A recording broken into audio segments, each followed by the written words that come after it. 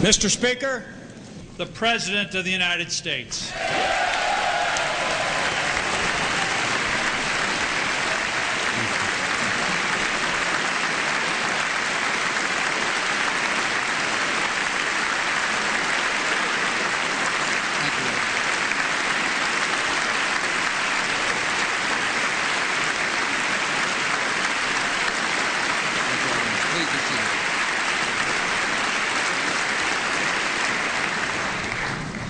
Mr. Speaker, Mr. President pro tempore, members of Congress, and fellow Americans. In the normal course of events, presidents come to this chamber to report on the State of the Union. Tonight, no such report is needed. It has already been delivered by the American people. We have seen it in the courage of passengers who rushed terrorists to save others on the ground. Passengers like an exceptional man named Todd Beamer. And would you please help me welcome his wife, Lisa Beamer, here tonight.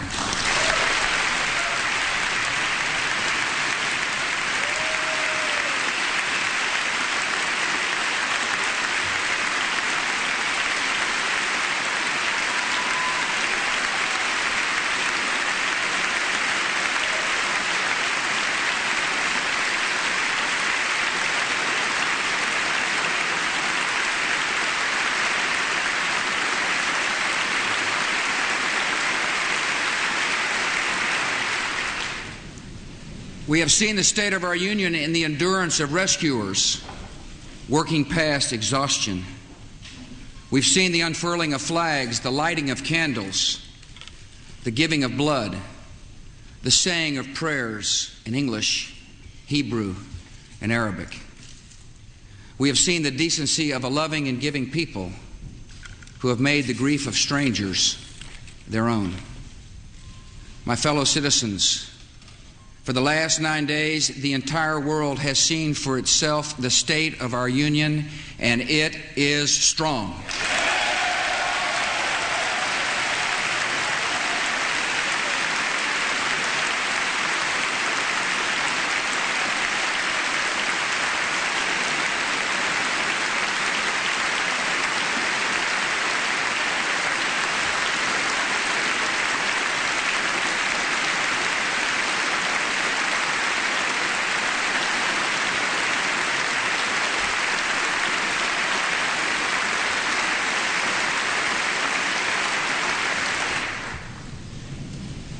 Tonight we are a country awakened to danger and called to defend freedom. Our grief has turned to anger, and anger to resolution. Whether we bring our enemies to justice or bring justice to our enemies, justice will be done.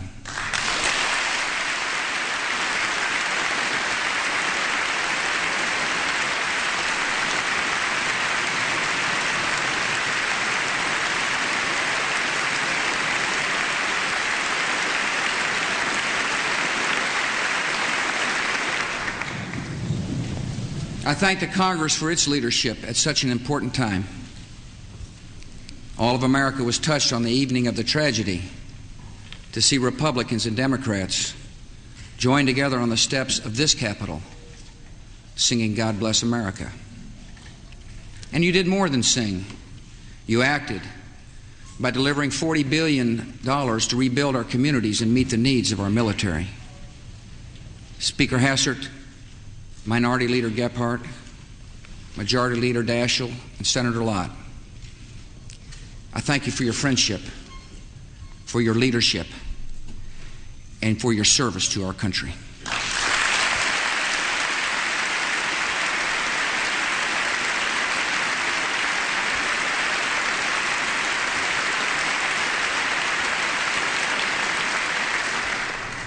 And on behalf of the American people, I thank the world for its outpouring of support. America will never forget the sounds of our national anthem playing at Buckingham Palace, on the streets of Paris, and at Berlin's Brandenburg Gate. We will not forget South Korean children gathering to pray outside our embassy in Seoul. or the prayers of sympathy offered at a mosque in Cairo. We will not forget moments of silence and days of mourning in Australia and Africa and Latin America. Nor will we forget the citizens of 80 other nations who died with our own. Dozens of Pakistanis, more than 130 Israelis, more than 250 citizens of India, men and women from El Salvador, Iran, Mexico, and Japan, and hundreds of British citizens. America has no truer friend than Great Britain.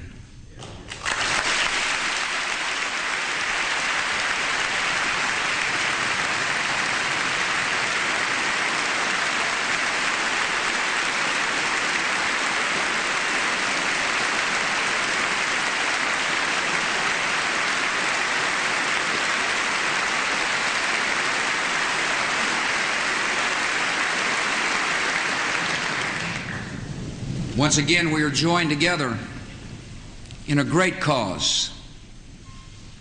So honored the British Prime Minister has crossed an ocean to show his unity with America. Thank you for coming, friend.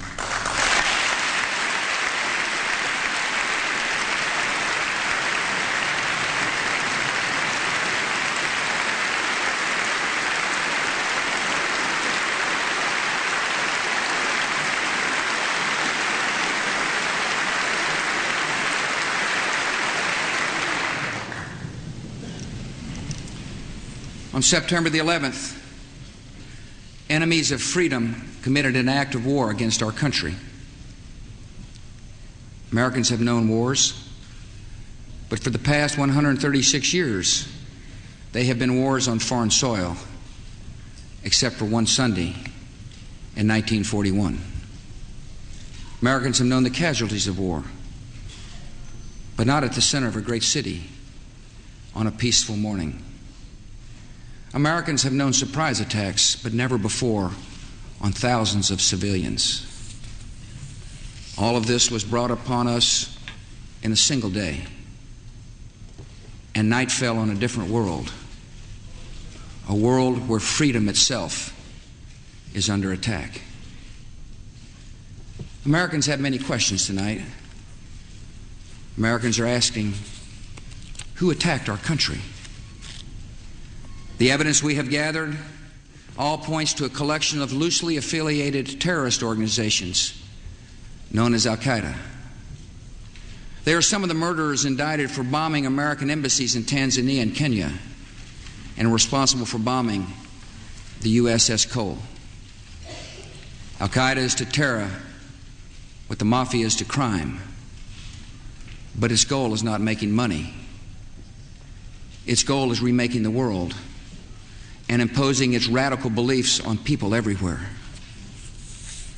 The terrorists practice a fringe form of Islamic extremism that has been rejected by Muslim scholars and the vast majority of Muslim clerics, a fringe movement that perverts the peaceful teaching of Islam.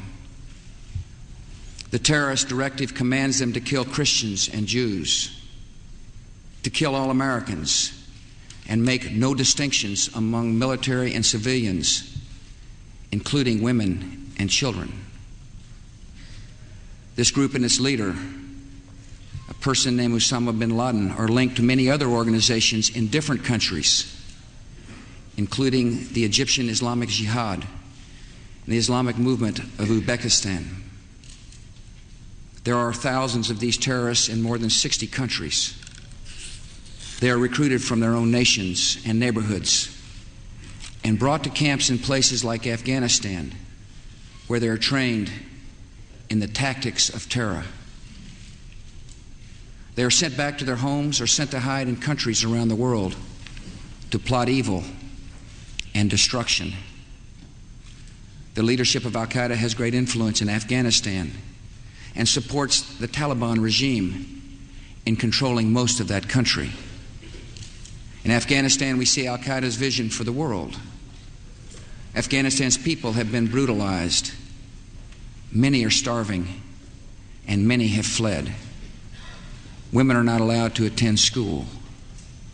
You can be jailed for owning a television. Religion can be practiced only as their leaders dictate. A man can be jailed in Afghanistan if his beard is not long enough. The United States respects the people of Afghanistan. After all, we are currently its largest source of humanitarian aid, but we condemn the Taliban regime.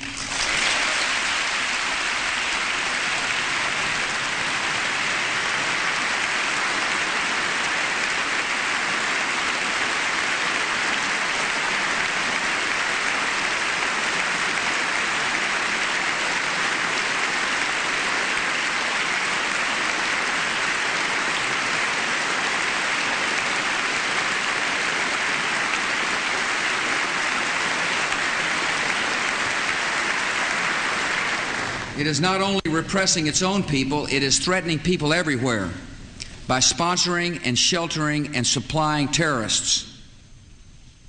By aiding and abetting murder, the Taliban regime is committing murder. And tonight, the United States of America makes the following demands on the Taliban. Deliver to United States authorities all the leaders of al-Qaeda who hide in your land.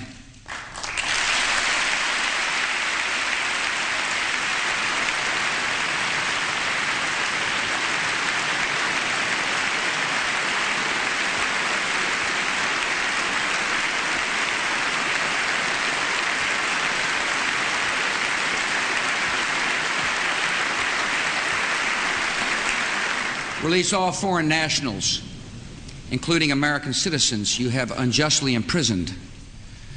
Protect foreign journalists, diplomats, and aid workers in your country. Close immediately and permanently every terrorist training camp in Afghanistan, and hand over every terrorist and every person in their support structure to appropriate authorities.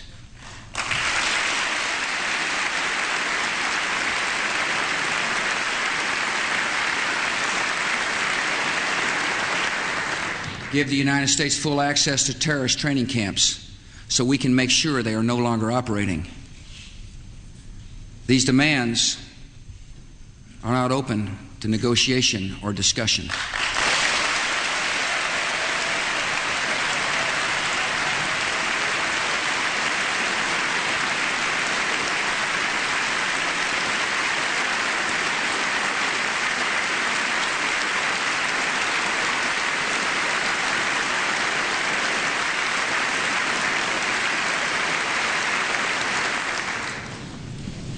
The Taliban must act, and act immediately. They will hand over the terrorists, or they will share in their fate. I also want to speak tonight directly to Muslims throughout the world. We respect your faith.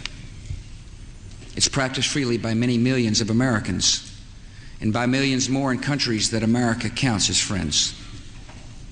Its teachings are good and peaceful. And those who commit evil in the name of Allah blaspheme the name of Allah. The terrorists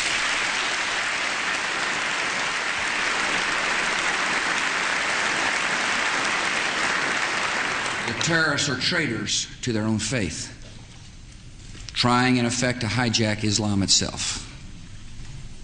The enemy of America is not our many Muslim friends. It is not our many Arab friends. Our enemy is a radical network of terrorists and every government that supports them.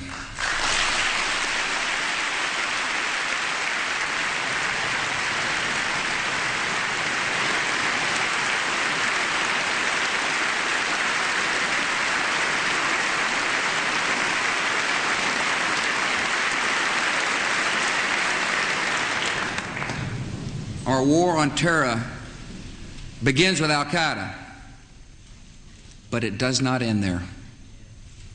It will not end until every terrorist group of global reach has been found, stopped, and defeated.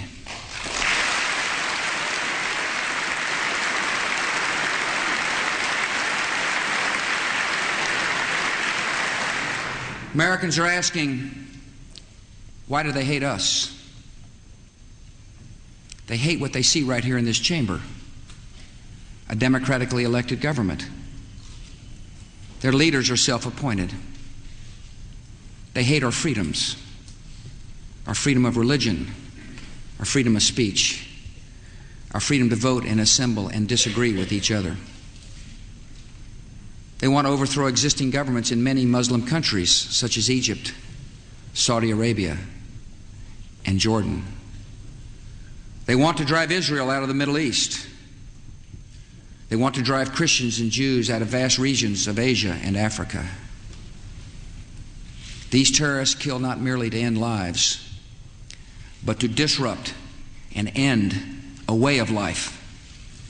With every atrocity, they hope that America grows fearful, retreating from the world and forsaking our friends.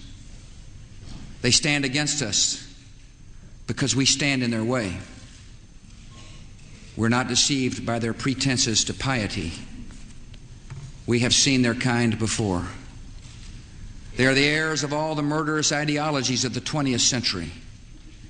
By sacrificing human life to serve their radical visions, by abandoning every value except the will to power, they follow in the path of fascism, Nazism, and totalitarianism. And they will follow that path all the way to where it ends, in history's unmarked grave of discarded lies.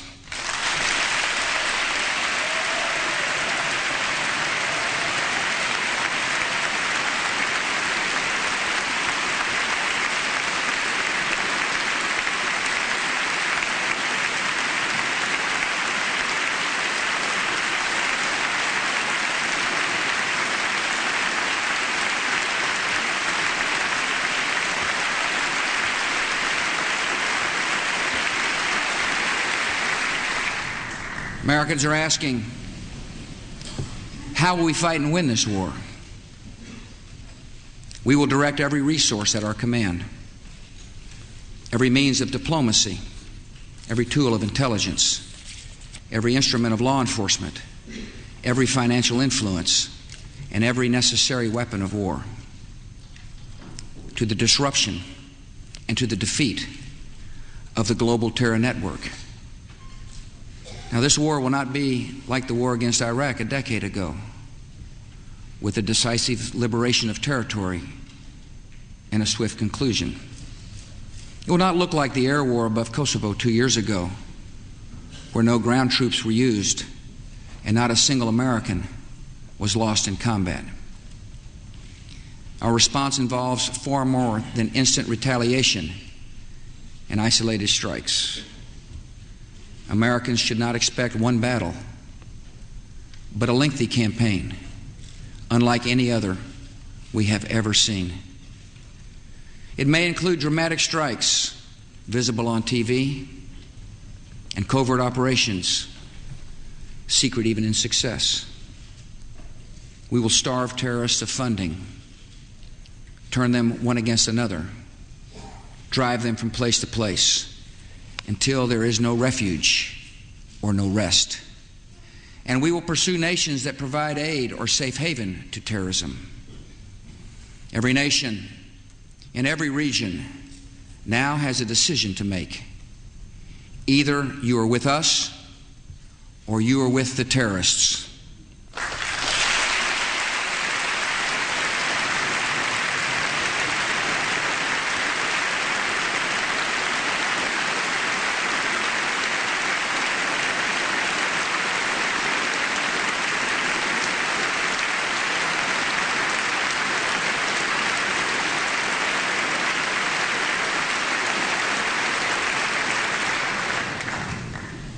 From this day forward, any nation that continues to harbor or support terrorism will be regarded by the United States as a hostile regime. Our nation has been put on notice. We're not immune from attack. We will take defensive measures against terrorism to protect Americans. Today, dozens of federal departments and agencies, as well as state and local governments, have responsibilities affecting homeland security. These efforts must be coordinated at the highest level. So tonight I announced the creation of a cabinet-level position reporting directly to me, the Office of Homeland Security. And tonight I also announced a distinguished American to lead this effort, to strengthen American security, a military veteran, an effective governor, a true patriot, a trusted friend, Pennsylvania's Tom Ridge.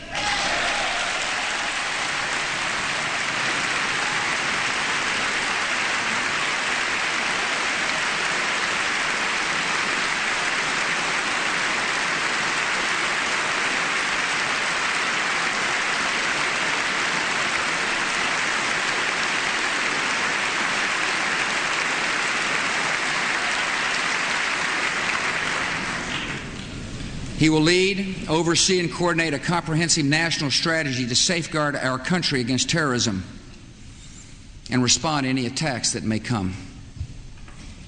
These measures are essential. The only way to defeat terrorism as a threat to our way of life is to stop it, eliminate it, and destroy it where it grows.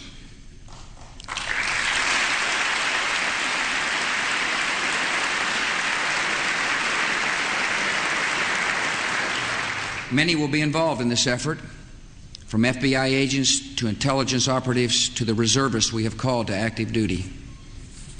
All deserve our thanks, and all have our prayers. And tonight, a few miles from the damaged Pentagon, I have a message for our military. Be ready. I've called the armed forces to alert, and there is a reason. The hour is coming when America will act, and you will make us proud.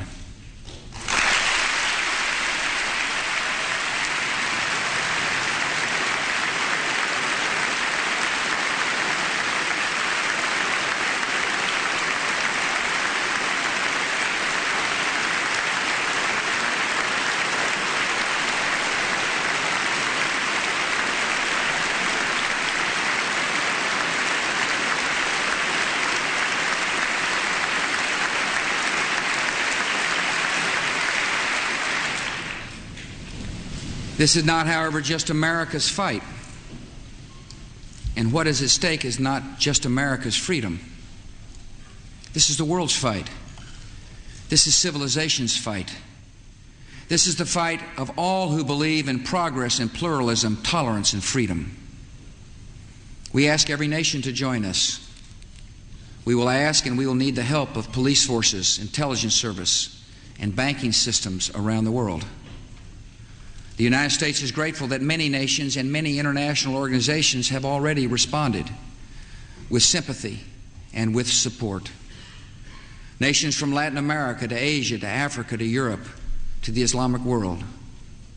Perhaps the NATO Charter reflects best the attitude of the world. An attack on one is an attack on all. The civilized world is rallying to America's side. They understand that if this terror goes unpunished, their own cities, their own citizens may be next. Terror unanswered can not only bring down buildings, it can threaten the stability of legitimate governments. And you know what? We're not going to allow it.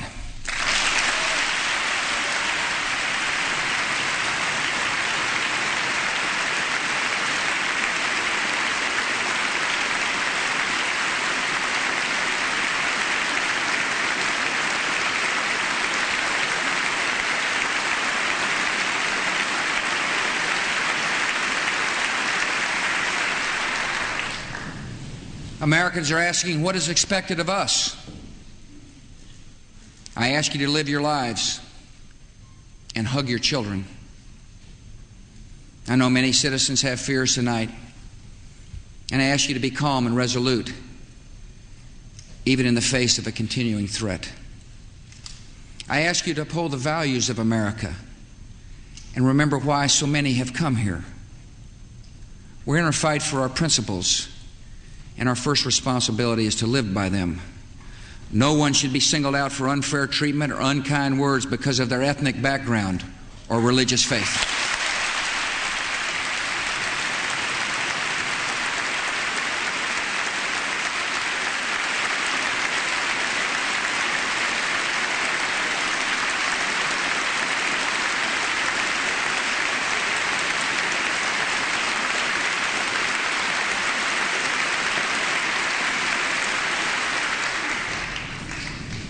I ask you to continue to support the victims of this tragedy with your contributions. Those who want to give can go to a central source of information, libertyunites.org, to find the names of groups providing direct help in New York, Pennsylvania, and Virginia. The thousands of FBI agents who are now at work in this investigation may need your cooperation, and I ask you to give it. I ask for your patience with the delays and inconveniences that may accompany tighter security, and for your patience in what will be a long struggle. I ask your continued participation and confidence in the American economy. Terrorists attacked a symbol of American prosperity. They did not touch its source.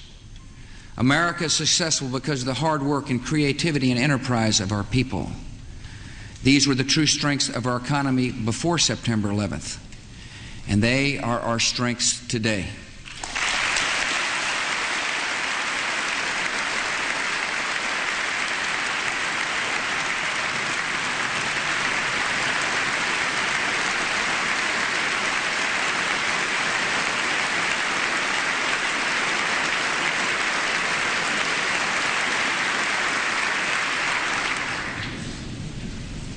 And finally, please continue praying for the victims of terror and their families, for those in uniform, and for our great country.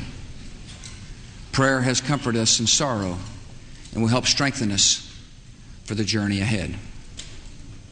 Tonight, I thank my fellow Americans for what you have already done and for what you will do. And ladies and gentlemen of the Congress, I thank you, their representatives, for what you have already done and for what we will do together.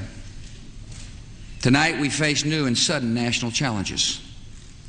We will come together to improve air safety, to dramatically expand the number of air marshals on domestic flights, and take new measures to prevent hijacking.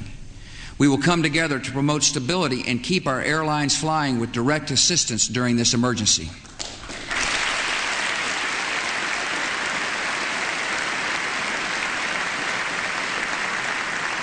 We will come together to give law enforcement the additional tools it needs to track down terror here at home.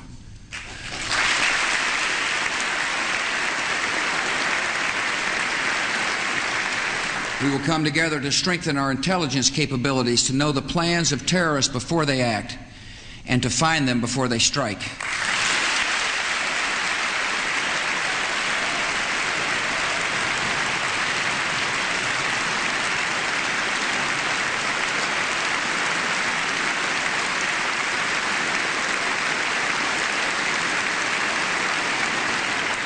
We will come together to take active steps that strengthen America's economy and put our people back to work.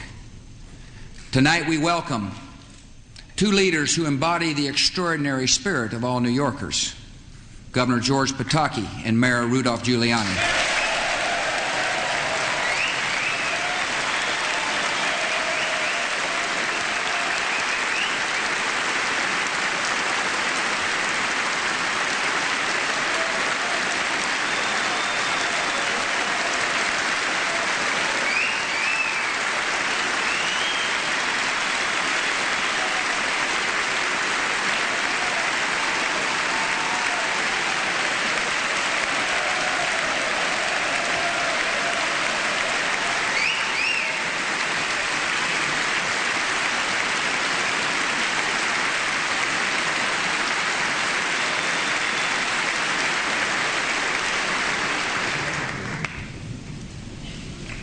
As a symbol of America's resolve, my administration will work with Congress and these two leaders to show the world that we will rebuild New York City.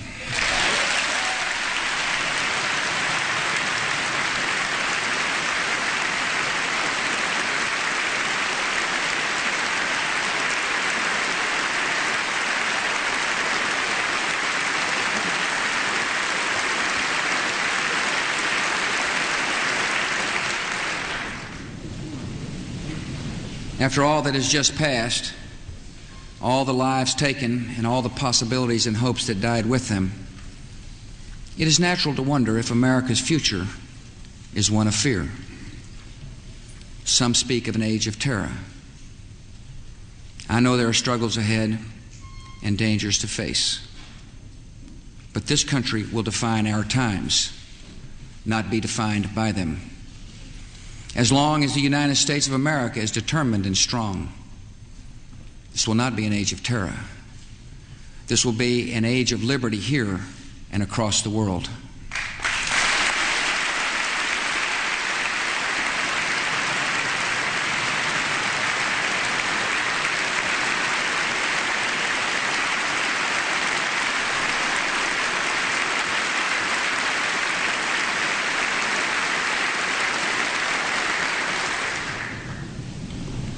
Great harm has been done to us.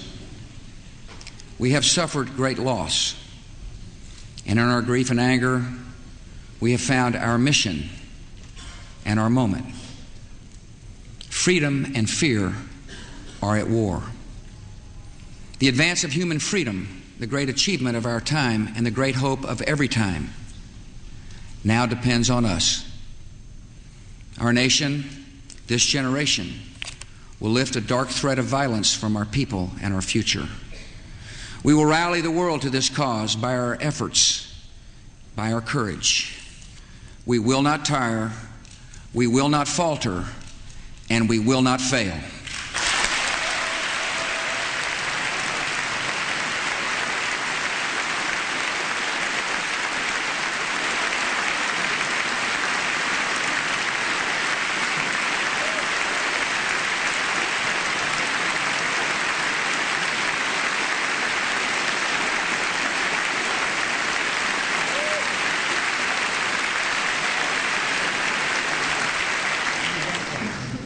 It is my hope that in the months and years ahead, life will return almost to normal. We'll go back to our lives and routines, and that is good. Even grief recedes with time and grace. But our resolve must not pass. Each of us will remember what happened that day and to whom it happened. We'll remember the moment the news came, where we were, and what we were doing.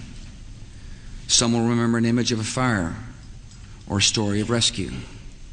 Some will carry memories of a face and a voice gone forever. And I will carry this.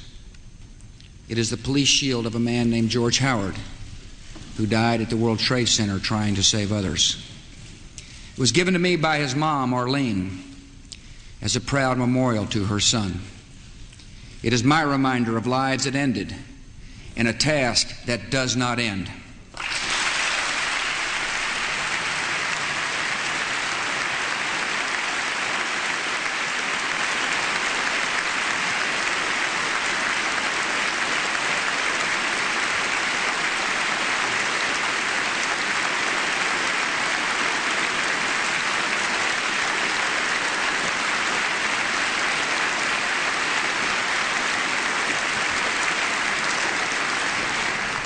I will not forget the wound to our country and those who inflicted it. I will not yield.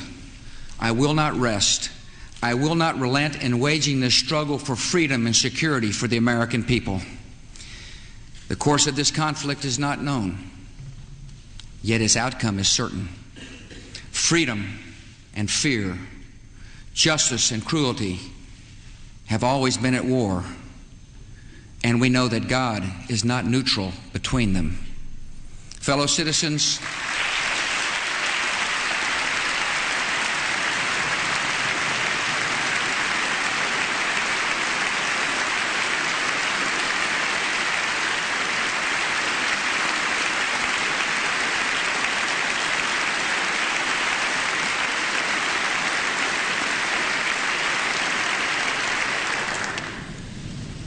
Fellow citizens, we'll meet violence with patient justice, assured of the rightness of our cause and confident of the victories to come.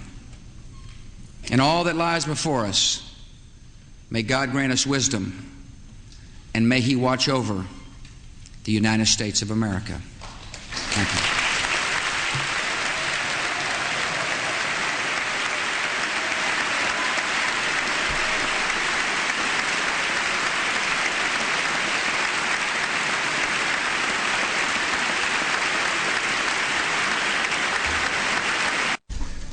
the President of the United States. Thank